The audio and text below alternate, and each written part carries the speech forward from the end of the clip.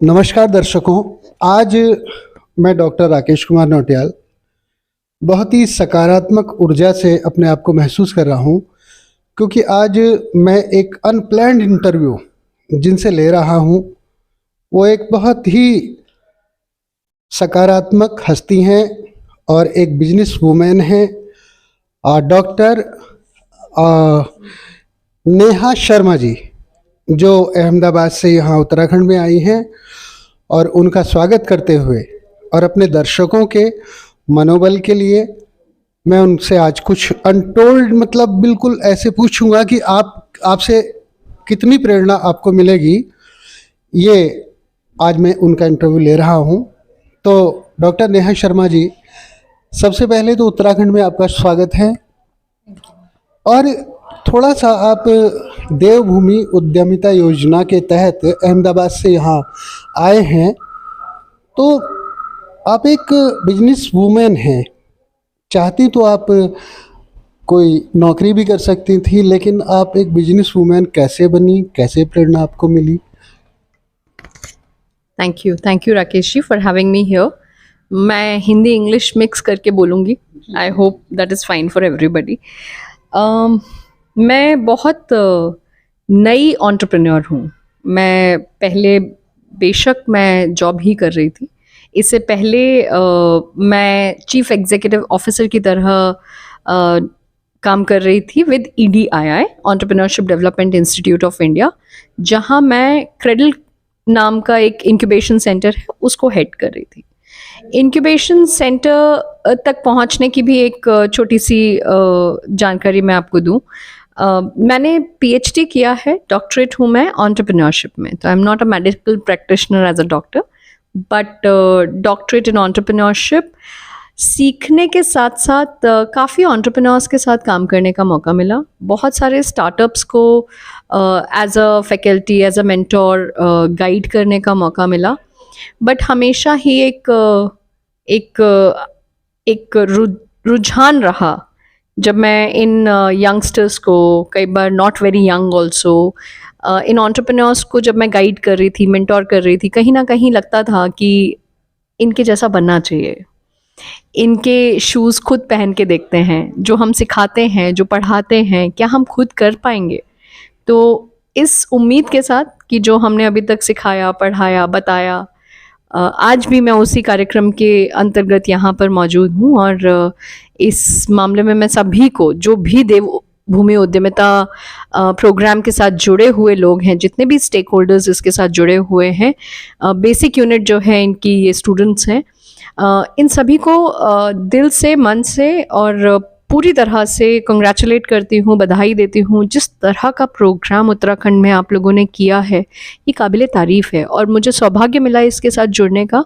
ये मेरे लिए सच में बहुत बड़ी बात है और मैं आज इसी प्रोग्राम के अंतर्गत यहाँ पर हूँ। इन बच्चों को सिर्फ सिखा नहीं रही हूँ, आज मैं एक्चुअली जो इनको बनने की प्रेरणा दे रही हूँ, मैं वो शूज़ खुद पहन चुकी हूँ और गर्व महसूस करती हूँ जब कोई मुझे एंटरप्रेन्योर बोलता है।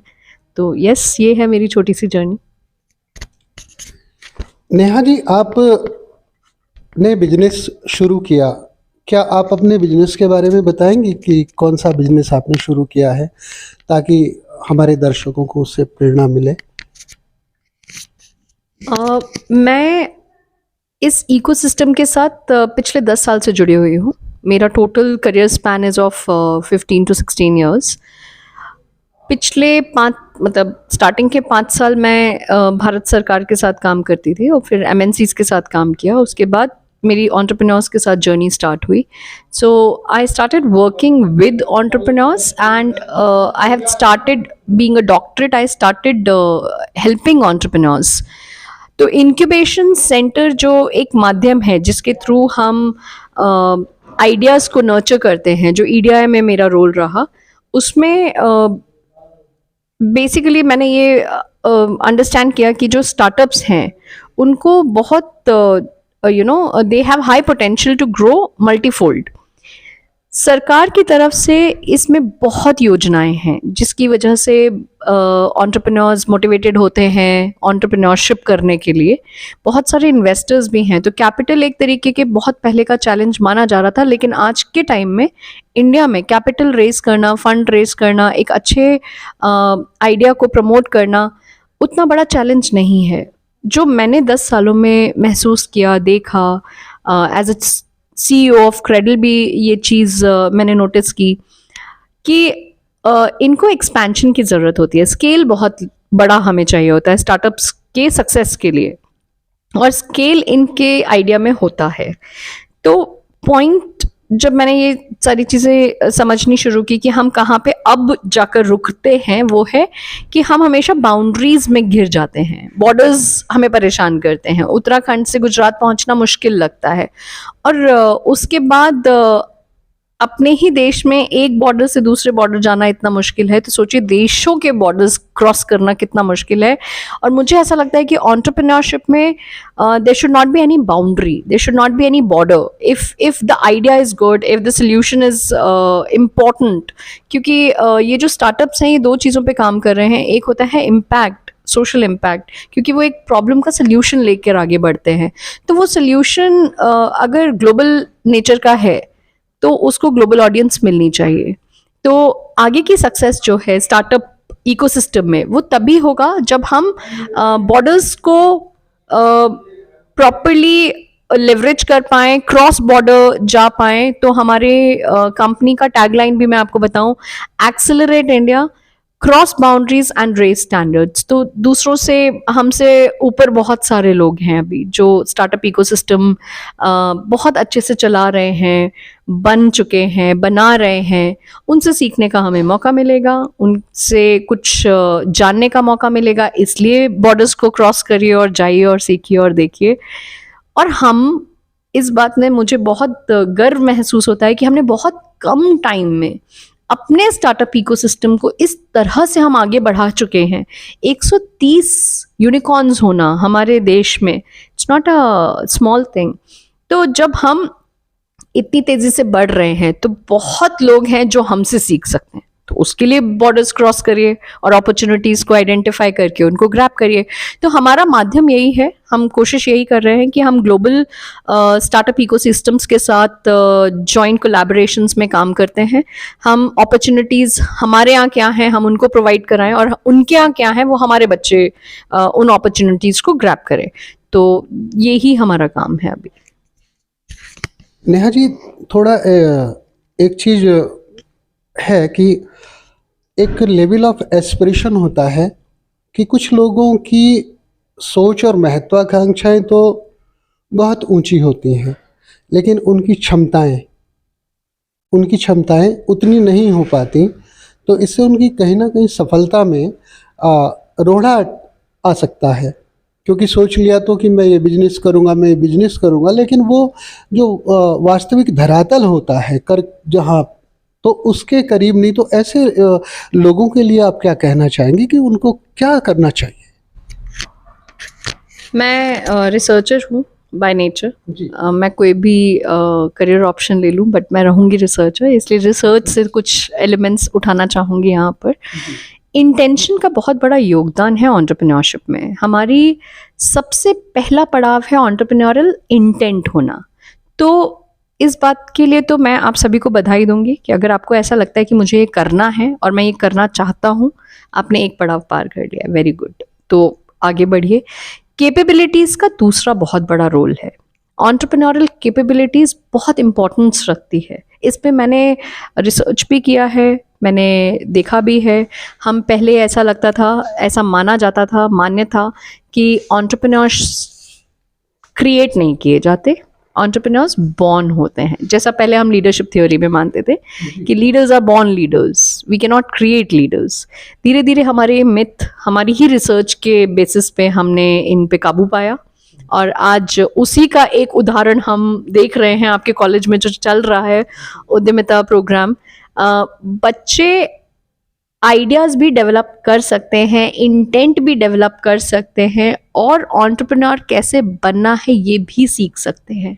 सीखना बहुत ज़रूरी है, लर्निंग बहुत इम्पॉर्टेंट है, कैपेबिलिटीज़ डेवलप करना बहुत इम्पॉर्टेंट है।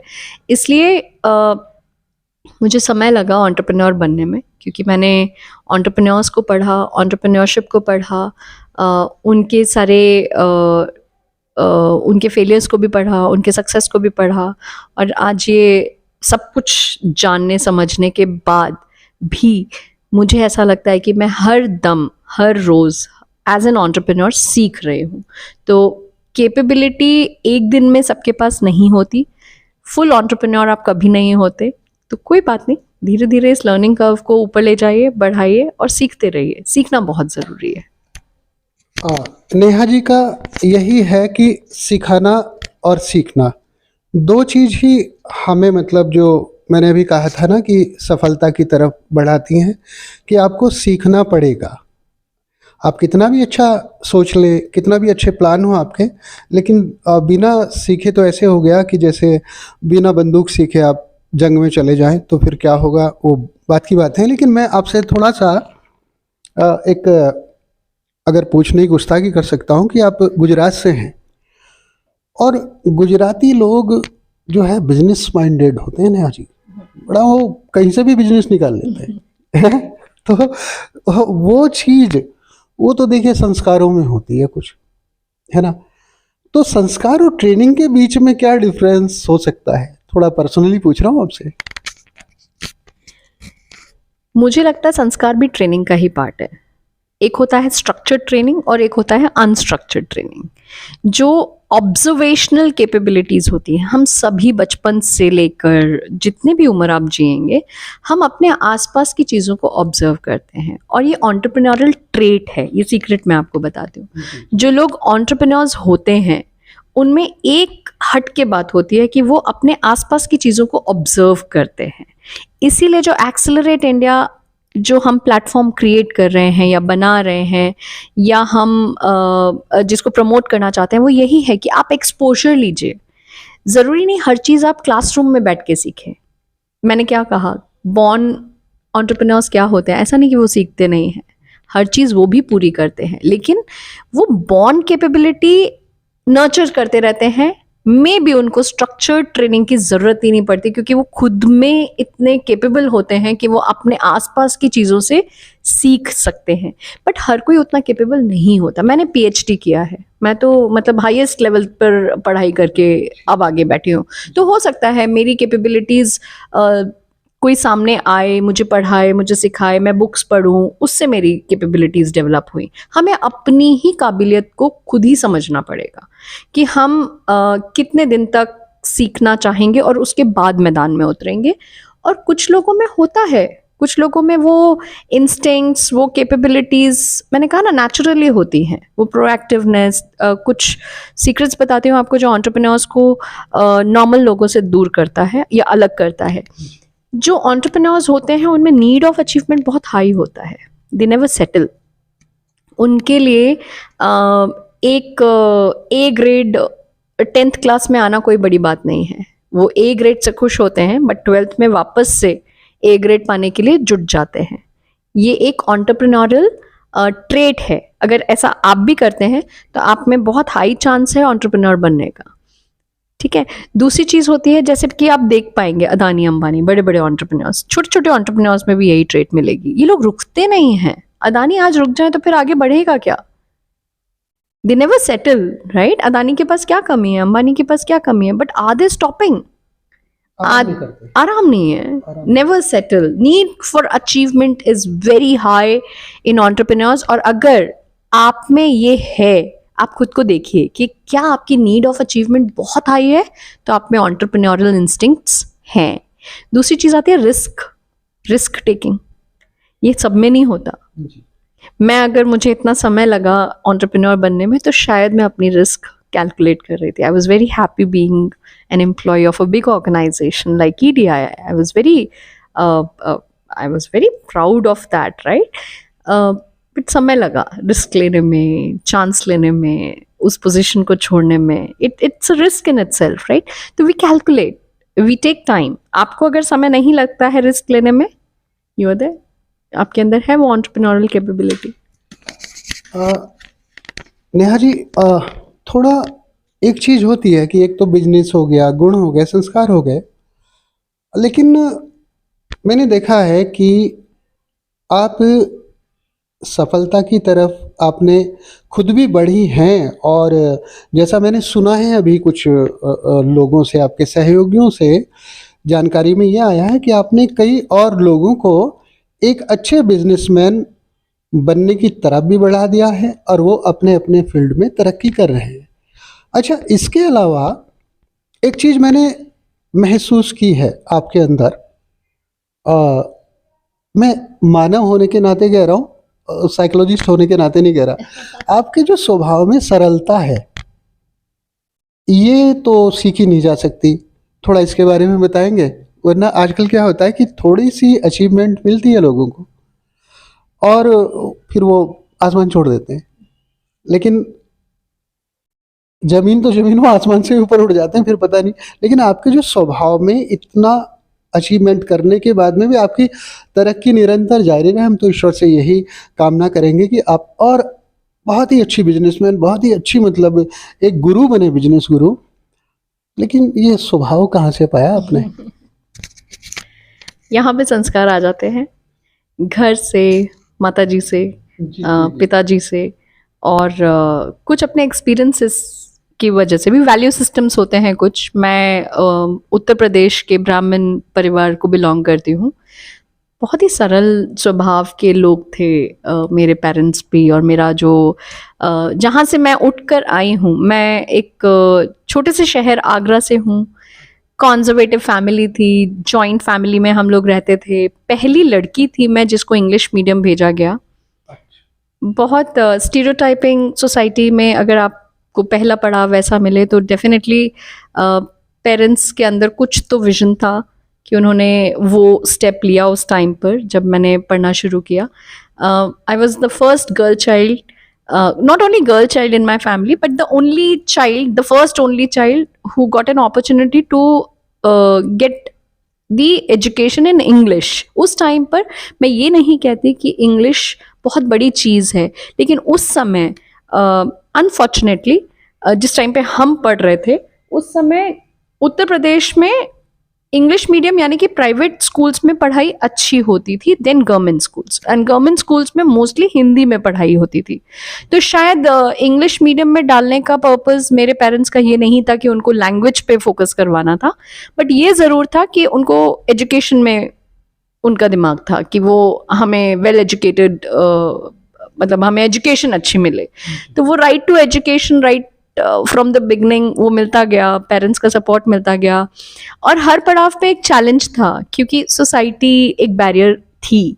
मैं इससे कहीं से भी पीछे नहीं हटूंगी ये बात कहने में। इवन पेरेंट्स एट टाइम्स बहुत कंफ्यूज्ड थे कि मुझे मास्टर्स करने के लिए दिल्ली में एक अपॉर्चुनिटी मिली। मिनिस्ट्री ऑफ होम अफेयर्स का ये कॉलेज था। मास्टर्स ऑफ क्रिमिनोलॉजी मैंने कोर्स अटेंड किया था, और मैं बायोटेक्नोलॉजी के पीछे पड़ी हुई थी कि मुझे बायोटेक करना है और आगरा से नहीं करना है, मुझे बाहर जाके करना है। तो बट कैलकुलेटिव मैं शुरू से थी। पेरेंट्स का जो बैकग्राउंड था, we all come from middle class, मैं भी मिडिल क्लास फैमिली से थी, तो मैं रिसोर्सेज को अंडरस्टैंड करना जानती थी उस समय भी। तो वहाँ से मुझे ऐसा लगता था कि ये तो पॉसिबल ही नहीं है, दिल्ली कौन भेजेगा मुझे, ये तो नामुमकिन है। फिर भी मेरे मामा जी मेरे साथ थे, तो उन्होंने फिर भी ये सोचा कि रिटन टेस्ट है, पहले तो एंट्रेंस होगा, इतना हल्ला मचा रही है तो लेके चलते हैं। तो वो उन्होंने थोड़ा सपोर्ट किया, वो मुझे एग्ज़ाम दिलवाने के लिए दिल्ली लेकर गए, और भगवान की कृपा से, सबके आशीर्वाद से मैंने वो क्लियर किया। रिटन टेस्ट, कोई इंटरव्यू नहीं था उसमें। ऑल इंडिया लेवल पे सिर्फ 20 सीट्स थी, उसमें मेरा सिलेक्शन हुआ। उसके बाद my father has been a very very protective father, जो मैं आज समझ पाती हूँ। मुझे लगता था कि वो उनकी सोच थोड़ी वैसी है कि कॉन्जर्वेटिव हैं, बट वो कॉन्जर्वेटिव, हाँ, he was very protective I think. तो बट इस माहौल में, इस सिचुएशन में, इस डायनामिक सिचुएशन, मेरी फैमिली का जो डायनामिज्म था, उसको देखते हुए भी उन्होंने ये डिसीजन लिया। मैंने उन्हीं के ऊपर छोड़ा था कि हाँ हम भेजेंगे, क्योंकि वो college ministry of home affairs के अंदर आता था। वो डिग्री मास्टर्स ऑफ क्रिमिनोलॉजी मानी गई और सिर्फ 20 बच्चे उसमें सिलेक्ट हुए, जिसमें मैं एक थी। ऑल ओवर इंडिया का वो रिटन एग्ज़ाम था और वहाँ से शायद पहला पड़ाव ऐसा लगा कि ये पॉसिबल है मेरे लिए। ये आगरा से दिल्ली तक का सफ़र बहुत बड़ा लग रहा था, तो वो हुआ। उसके बाद दिल्ली से पढ़ाई करते करते बहुत मन हुआ कि मैं सरकार के साथ काम करूं।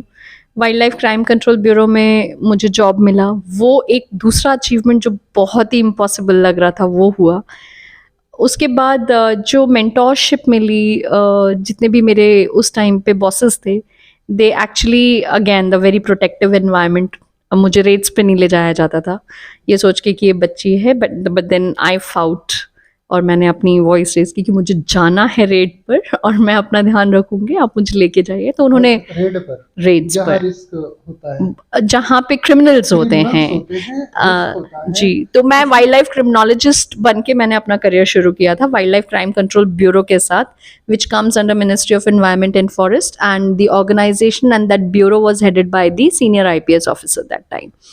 तो उस टाइम पे वो लोग थोड़ा सा डरते थे, क्योंकि being a girl, thin and petite, कि कैसे इसको लेके जाए, इसको देखेंगे या क्रिमिनल्स को देखेंगे, तो वो चैलेंज था उनके लिए। But still they respected my words. Wait भी किए आप। हाँ। तो दिल्ली 6 में फिर ये सब किया है। तो जबकि you can see me, I am very small in height और पतली भी थी उस टाइम पर, तो डर तो था सबको, लेकिन फिर भी दे टुक मी। और उसके बाद एक ऐसा ही केस था जिसमें थोड़ी एक्सपर्टीज चाहिए थी, जुवेनाइल्स इन्वॉल्व थे उसमें। तो my presence actually help that raid, क्योंकि I brought lot of understanding of juveniles, कि जुवेनाइल्स को कैसे ट्रीट करना चाहिए when you are dealing with juveniles. तो वो एक अचीवमेंट था। अगेन ये सारी चीज़ें ऐसी थी कि बैकग्राउंड में अगर आप जाके देखेंगे, I am very small, coming from a conservative family, joint family, protective environment, they used to love me a lot, very protective child, इतना प्रोटेक्टिव कि my father used to take care of my scooter, कि अगर वो reserve में देखते थे, वो check करते थे कि रिजर्व में अगर स्कूटर है तो पेट्रोल वही डलवाते थे। तो मैंने कभी, I was never independent in those terms. तो तो all these things, I think वो वैल्यू सिस्टम है कि अभी भी लगता है कि जो मिल रहा है बहुत बड़ा है, बट चाहत अभी भी कम नहीं है। और चाहत मतलब जो भी मिल रहा है वो कम मिल रहा है, और एक तरफ लगता है कि बहुत मिल रहा है। तो ये दोनों कॉम्बिनेशन ने शायद ह्यूमिलिटी रखी हुई है।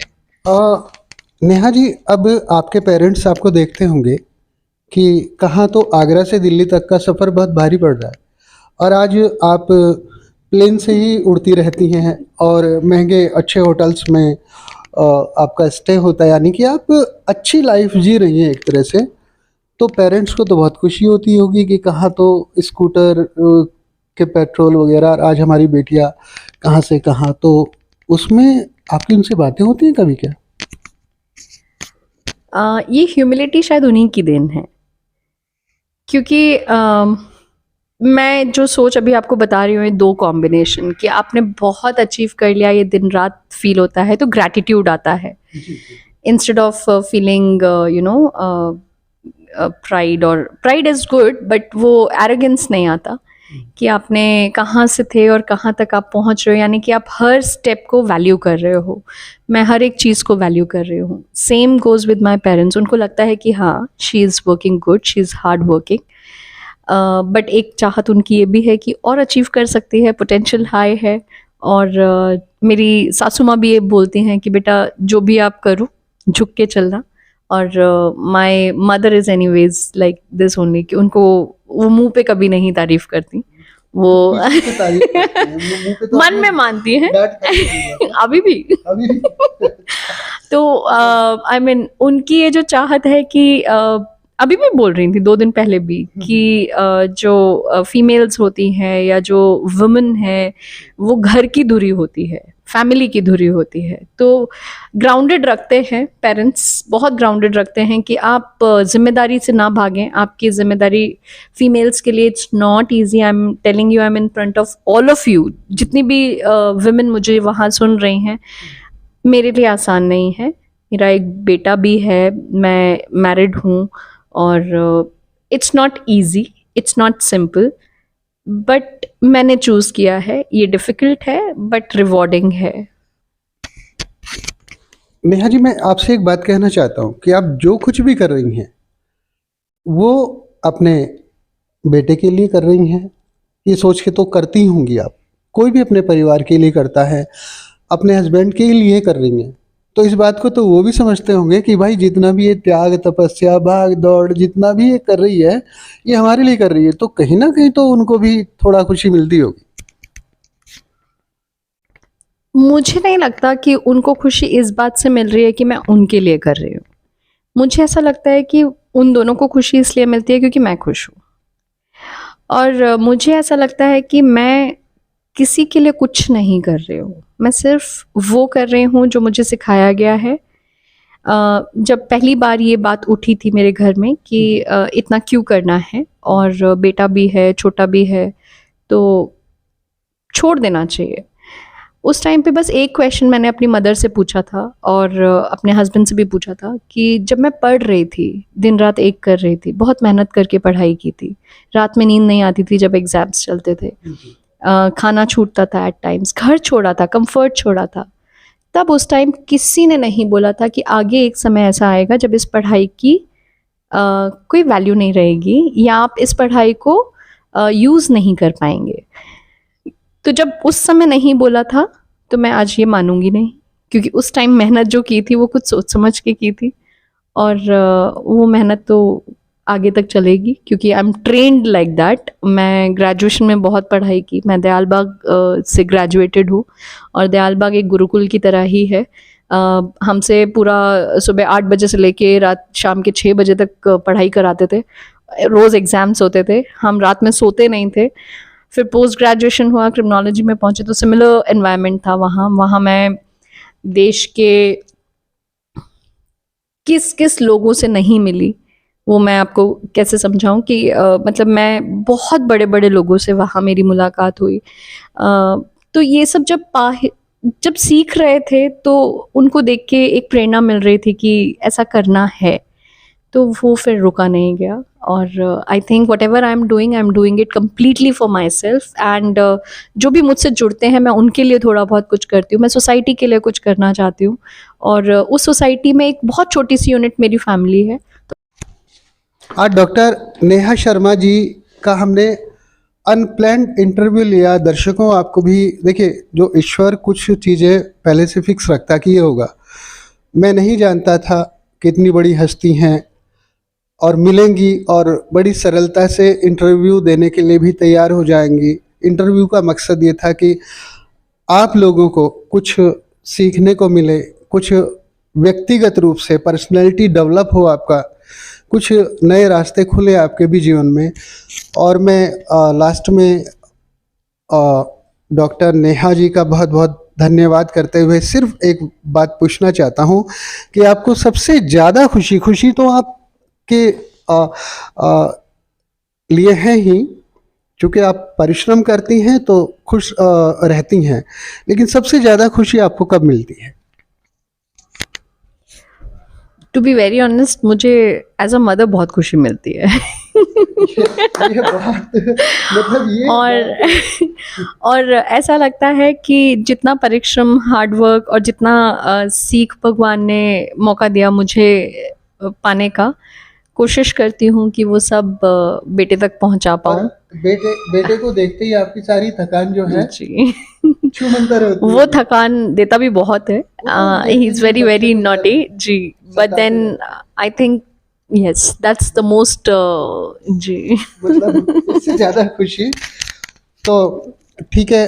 और आपका बहुत बहुत धन्यवाद कि आपने कम से कम मुझे, मेरी एक रिक्वेस्ट थी, आपने स्वीकार की, और आपका बहुत ही कीमती समय मैंने अपने लिए प्राप्त किया। मैं भगवान का भी धन्यवाद करता हूँ और आपका भी धन्यवाद करता हूँ। Thank you so much for this. ये आपकी ह्यूमिलिटी है, मुझे भी बहुत अच्छा लगा ये सारे। और अगर इस इंटरव्यू से किसी एक को भी थोड़ी सी भी प्रेरणा मिलती है तो ये सफलता है हमारी। थैंक यू सो मच जी, नमस्कार।